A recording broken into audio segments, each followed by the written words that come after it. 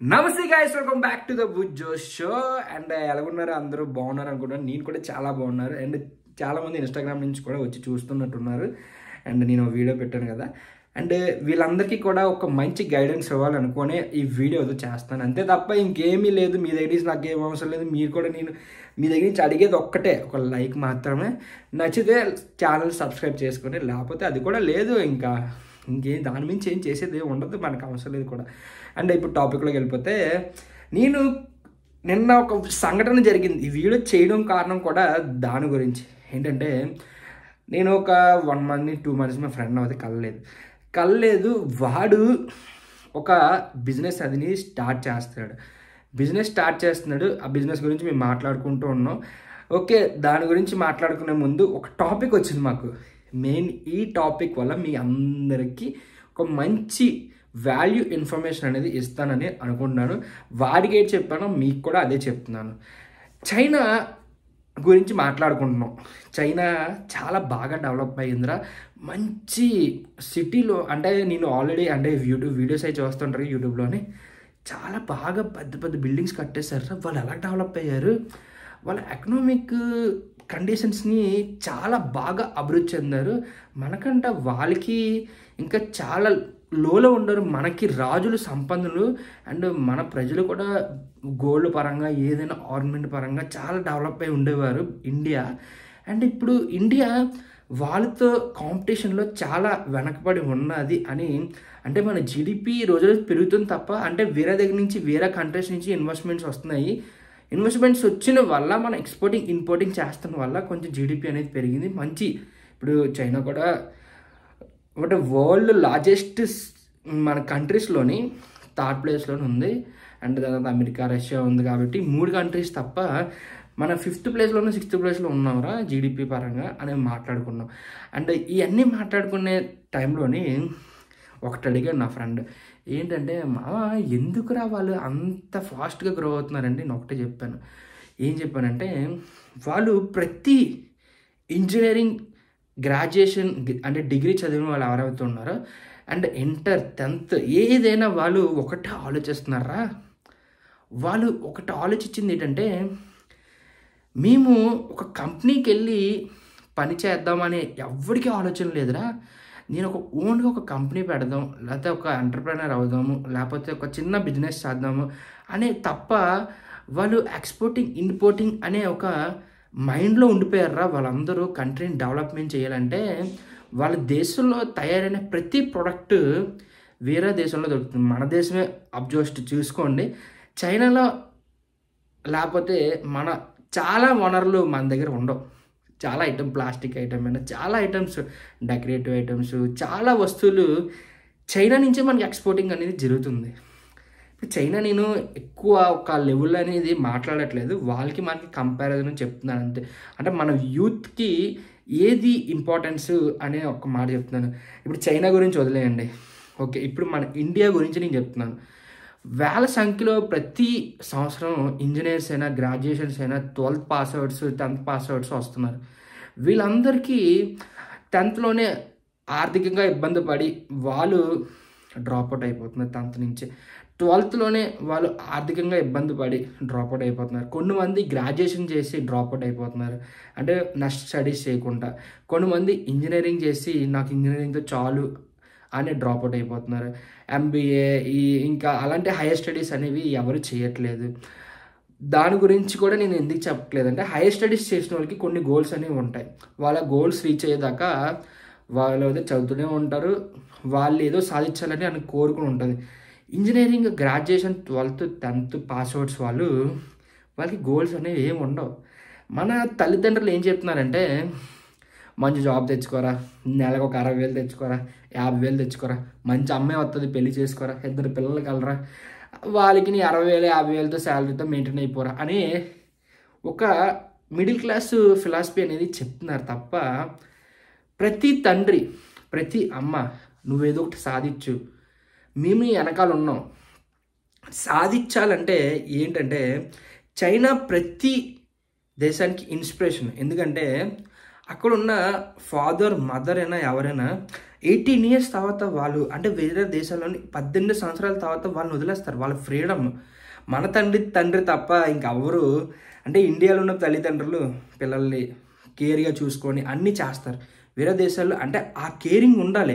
మన దేశ కల్చర్ అలాంటిది. ఏంటంటే మన దేశంలోని ఎవరు అంటే లైఫ్ పాడవకుండా కేర్గా ఫస్ట్ పిల్లల్ని జాగ్రత్తగా చూసుకుంటారు. ఓకే, ఇప్పుడు చైనా గురించి చెప్తుంటే వాళ్ళు graduations suppose 10th pass out అయిపోయారు అనుకోండి, వాడు ఒక జాబ్ చేస్తాడు. వాడు జాబ్ చేసి ఒక 2 to 3 years ఎక్స్పీరియన్స్ పొందుతాడు.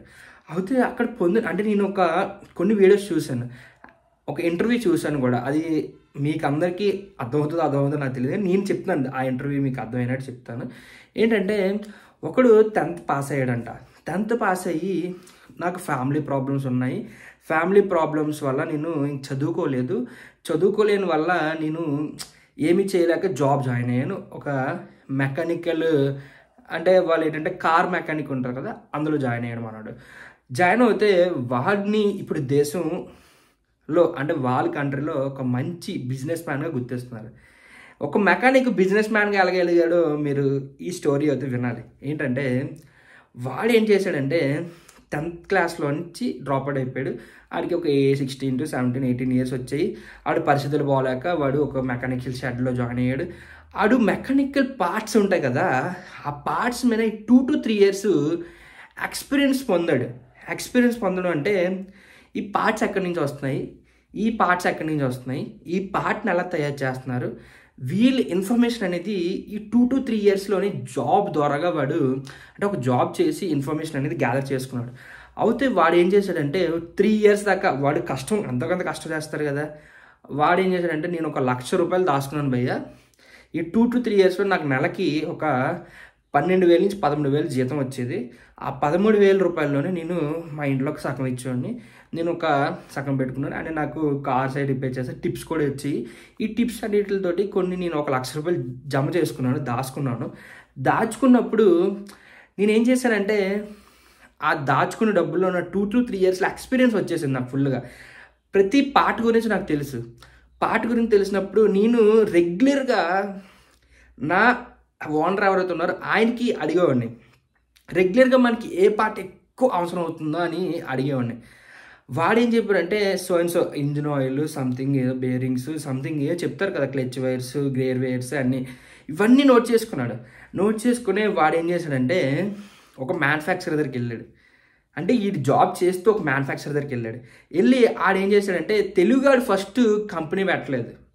నిజంగా వినండి ఒకటి, వాడి కంపెనీ పెట్టలేదు.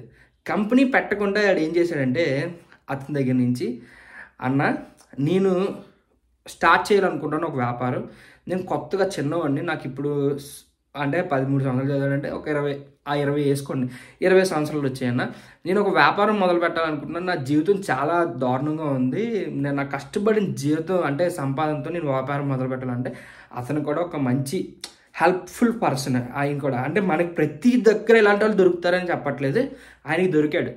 ఆయనకి ఏం చెప్పాడంటే తమ్ముడు ఓకే నేను నీకు ఒక మంచి రేటుకి ఇస్తాను, నువ్వు వెళ్ళి తీసుకెళ్ళి అమ్ముకో అని చెప్పాడు. అక్కడ ఏం చెప్పాడు, ఒక బిజినెస్ని స్టెప్ని అడిగేసాడు అతను. ఒక బిల్ట్ అంటే ఆయన ఒక సంస్థని రెడీ చేసుకునే ముందు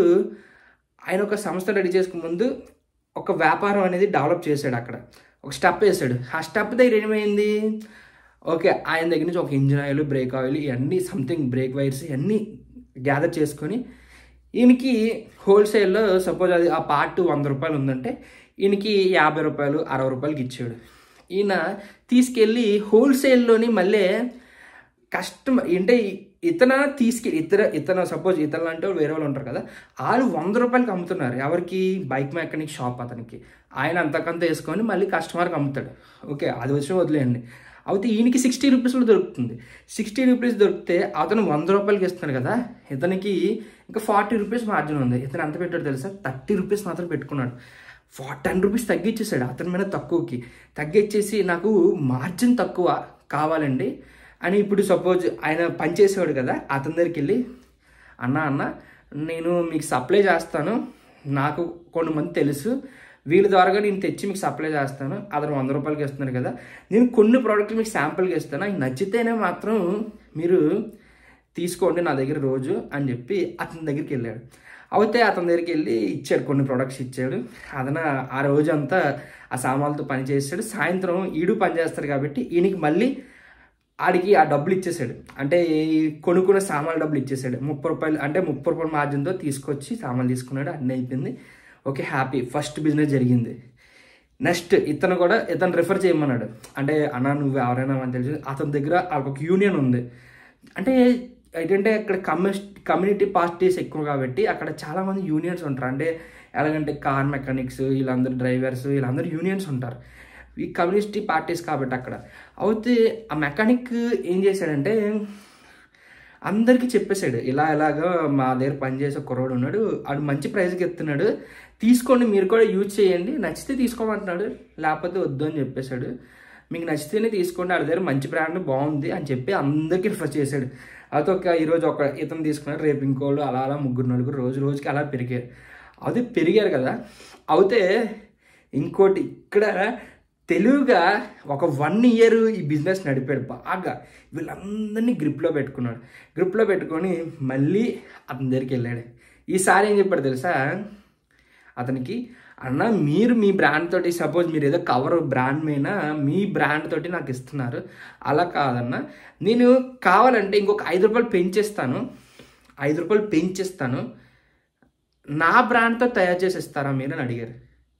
అర్థమైంది? అక్కడ మ్యానుఫ్యాక్చరర్ వేరే అతను, మధ్యలో మీడియేటర్ అతను ఏంటి అడిగాడు, ఇంకో 5 రూపీస్ 2 రూపీస్ పెంచేస్తాను మీకు, నా పేరుతోటి మీరు ఒక సంస్థని, అంటే నాకు ప్రోడక్ట్ ఇవ్వండి, నా పేరుతో మీకు ఇస్తాను,